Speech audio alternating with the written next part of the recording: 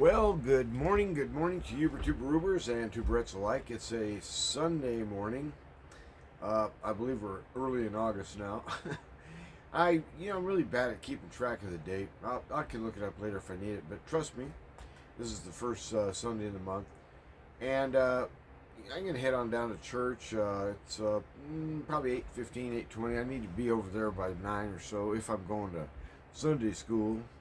And I used to enjoy going to Sunday school, at least some, depending on who was doing the class. But lately, it's just been yeah. It's like it's like that rancid smell when you're dealing with a grease trap. I don't know if you've ever dealt with that. It's gnarly. But anyway, there's something about the thing. It just doesn't strike me right. So anyway, I'm still kind of thrashing around, trying to figure out, which church I want to go to. I met with the pastor of the other one I've been going to. Now, that was more of like a Baptist kind of / independent, and tending a little bit toward charismatic-y, but, not bad. They're not into all this, required tongue speaking and all that junk.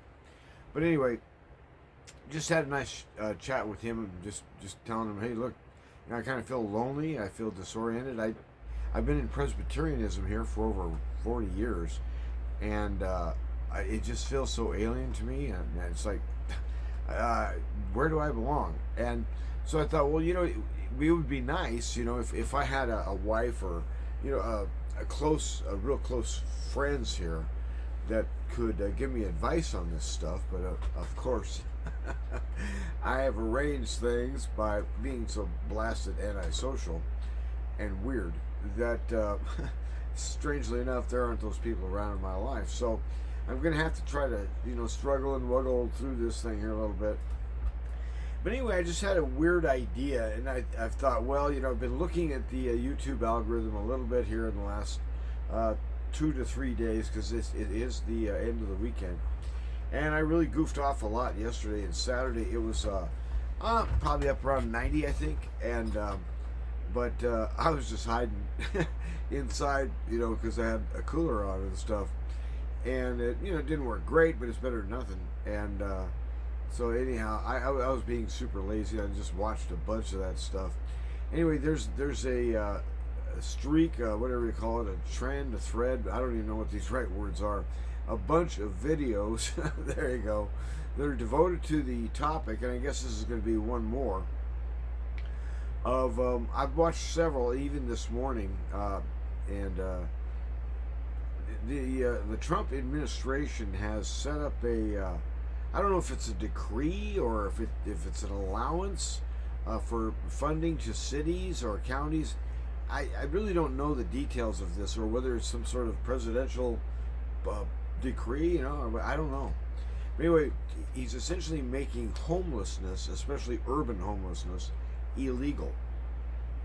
And so there's people who are posting online saying, well, see, there's this thing called van life. People, they live on the road. Wherever they're at, that's where they live. And, their van is their home.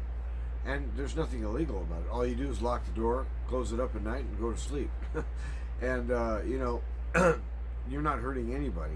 And so these van people are concerned that they're going to lose their rights to simply park in a place without being harassed by the cops for unlawfully sleeping in their own vehicle. And so it's going to be a weirdo. I don't know how draconian, how far out this is going to be actually applied. I don't know who the enforcing authorities are. But the weird part is that I remember back in Reagan's day, the lefties were simply outraged when Reagan basically quit funding at the federal level a lot of mental institutions around the nation. Well, a lot of them went bankrupt as a result. Well, what are you going to do with the people? Just let them go. They just put them back on the street. And so there's people who were, kind of, we'll say, pissed off by that. But the thing is that the money that goes to institutional thing, there isn't enough money available, first of all, to house all these people properly. And if they need drug rehab or being detoxed or whatever it takes. Uh, there aren't enough beds for that, and there aren't enough therapeutic folks who would do that well. So basically, you're talking about a holding camp of some kind, probably, because even the prisons at some point will be overrun. Now, there's some talk that some of this may be a boost to not states, to private prison owners who are complaining that they're losing business. There aren't enough criminals for them.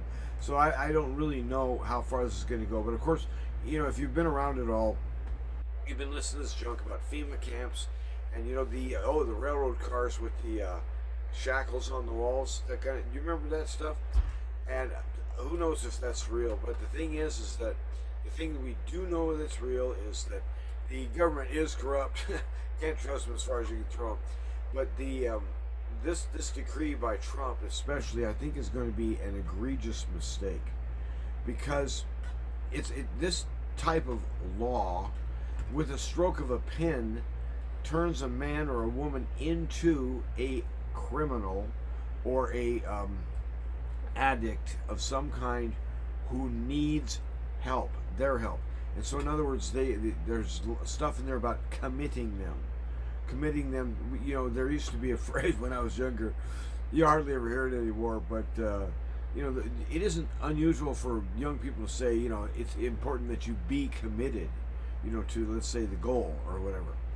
But the old use of "be committed" meant that the men with the young white men and the young men in the white uniforms with the butterfly net were going to come and capture you, and you're going to go off to the loony bin. So to be committed meant that you lose the right to live in your home, whatever kind of home it is, even if it's the back of a pickup truck. You cannot legally live there anymore because you're being committed. Well, at any rate, the problem is that there's not enough medical stuff available, and there's not enough even prison stuff available. Eventually, this is going to leak over into holding camps, essentially, of some kind. And by the time a government is doing that, I think that should be a pretty loud and broad sign something has gone deeply off the rails inside that government. Well, the future application of that, let's just be grim and gruesome, shall we? Let's say there's this 666 thing that comes along, and you hear that, well, you know what, if I don't get the, whatever it is, the doohickey something or other, over here or over here, I don't even know what the thing is, then I won't be able to even legally buy or sell. I can't even legally ride a city bus. I can't pay rent because I can't get a job because they can't pay me. Or if they do pay me, all that money just gets held by the government or whatever. So by virtue of a decree which says you must have this object on you or you cannot buy or sell, which the Bible predicts, and I believe it's going to happen. If you have that operational on your system, well, then the Bible says you've only got really wrath to look forward to, judgment, a ferocious judgment. Do not take that mark. So on that day when they come and say, what's it going to be? Are you going to take the mark or not? You just remember, hey, what did that old fart say? I can't remember. Let's see, what would Michael Aber do in this situation? You're probably not going to be thinking that. But if you were, by some strange chance, I would say it would be better to die, honestly. It would literally be better to die than to take that mark. And so, in other words, you are to violently reject the concept. Well, at any rate, now, supposing it comes along that the inspector guy who does this for a living comes by through the neighborhood and says, hey, I see you living under that bridge over here. Come out here. What's your name? And I tell him, what, Mike Labor. Do you have any ID? Well, yeah, but this is the old printed kind. I need your digital ID. I don't have any. You don't have any? How could that be? Well, in other words, by virtue of not being able to buy or sell, I am de facto homeless. By definition, a stroke of a pen, I've been made into a criminal. You can disappear a whole lot of people that way. I remember having a dispute one time with a religious professor at a Bible college. I was only like 19 or 20, but I was disputing with him on this whole rapture gizmo, and he was talking about how the church would be whisked away, and I said, well, if you're talking about disappearing a church, there's more than one way to disappear a church. He says, what? I said, well, you've got your supernatural method. That's the one you're talking about. Then, of course, there's what you call the old chain gun, or the, what's the poison gas. In other words, these world powers are not above grotesque levels of violence. And the Bible does predict that a lot of Christians are going to die, a huge throng coming in from that tribulation period who lose their lives because they loved not their lives unto the death. The confession is on our lips. Jesus is Lord. He is risen, and this has changed everything, not only in human history, the curve of history in earth, but also in our lives. And so our testimony is, as we go to a church somewhere, try to find a church where they're talking about Jesus, okay? The glory of God in person. The inventor of reality, the guy that thought up, hey, what about this thing called dirt? And before then, no one had ever thought of it. Well, anyway, that guy shows up live and in person, and he's expressing to you that there's a message that you need to hear. The kingdom, he says, has come. The kingdom of heaven is at hand. And so people really didn't know what to make of it.